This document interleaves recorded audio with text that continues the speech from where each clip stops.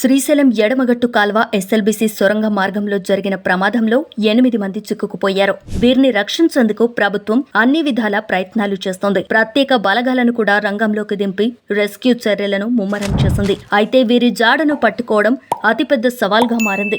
సొరంగం లోపల నీళ్లు, బురద పేరుకుపోవడంతో ప్రమాదం జరిగిన ప్రాంతానికి చేరుకోవడం ఇబ్బందికరంగా మారింది. ఎస్ఎల్బీసీ ప్రమాద ఘటనతో ఈ ప్రాజెక్టుపై తెగ చర్చ జరుగుతోంది. ఏళ్లు గడుస్తున్నా ప్రాజెక్టు పనులు మాత్రం పూర్తి కావటం లేదు.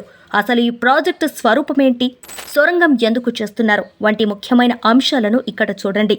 SLBC Srisailam left bank canal project తెలంగాణలోని పెండింగ్ ప్రాజెక్టులో ఒకటి. ఈ ప్రాజెక్టు పూర్తి కోసం 20 ఏళ్లుగా ఎదురుచూపులు తప్పడం లేదు. ఉమ్మడి నల్గొండ జిల్లాకు సాగునీరు అందించాలన్న లక్ష్యంతో ఈ ప్రాజెక్టుకు శ్రీకారం చుట్టారు. శ్రీశైలం బ్యాక్ వాటర్ను వినియోగించుకొని నల్గొండ జిల్లాలో ప్రధానంగా దేవరకొండ, మునుగోడు నియోజకవర్గాలకు సాగునీటిని, ఫ్లోరైడ్ పీడిత ప్రాంతాలకు తాగునీటిని అందించేందుకు శ్రీశైలం ఎడమగట్టు బ్రాంచ్ కెనాల్ ఎస్ఎల్బీసీ ప్రాజెక్టును తీసుకొచ్చారు. ఉమ్మడి ఆంధ్రప్రదేశ్లో 2004లో వైఎస్ రాజశేఖర రెడ్డి సీఎంగా బాధ్యతలు చేపట్టాక మొదలైన సాగునీటి ప్రాజెక్టుల జలయజ్ఞంలో భాగంగా ఎస్ఎల్బీసీ కార్యరూపం దాల్చింది. 3 లక్షల ఎకరాలకు సాగునీటిని అందించే లక్ష్యంతో 1925 కోట్ల రూపాయల అంచనాతో 2007లో పనులు మొదలయ్యాయి. నిర్ణీత గడువు మేరకు ప్రాజెక్టు పనులు మొదలయ్యాక 4 ఏళ్లకు పూర్తి కావాల్సి ఉండాలి. కానీ ఇప్పటికీ పనులు మాత్రం పూర్తి కాలేదు. ఈ ప్రాజెక్టులో 43.93 కిలోమీటర్ల సొరంగం మార్గం నిర్మించడం కీలకమైంది. టన్నెల్ బోరింగ్ మిషన్ తో నిర్మాణ సంస్థ పనులు చేపట్టింది.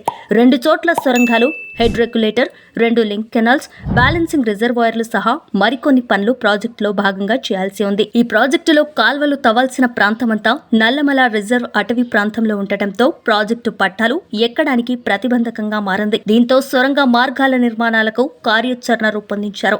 శ్రీశైలం బ్యాక్ వాటర్ నుంచి సొరంగం ద్వారా నీటిని తీసుకుని నల్గొండ జిల్లా పరిధిలోని చందంపేట మండలం తేల్దేవర్పల్లి వద్ద నీటిని బయటకు పోయడానికి మొత్తంగా సుమారు 44 కిలోమీటర్ల మేర సొరంగం తవ్వాల్సి వచ్చింది.